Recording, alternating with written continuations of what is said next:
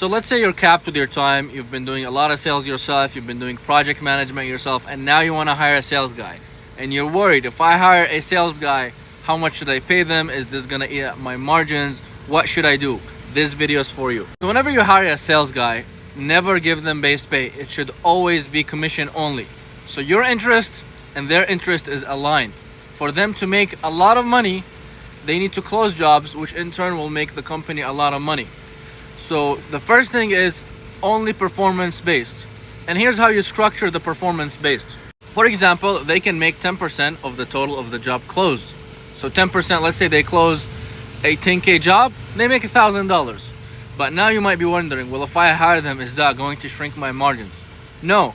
So when you hire them, you basically increase your pricing by 10%. If this is your first sales guy and you've been doing sales yourself, you can afford to increase your prices by 10% because odds are you are undercharging in the past.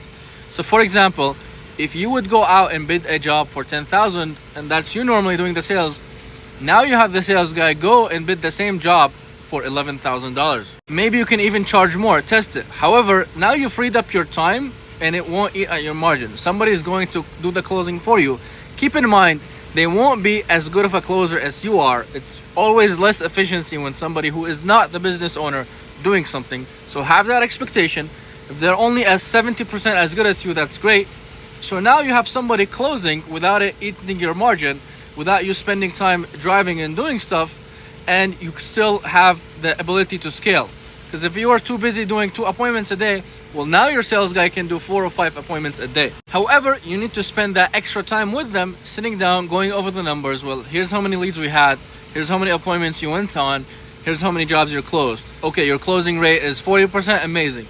But if their closing rate is 10, 15%, you have to sit down and have a conversation with them and see what's going on.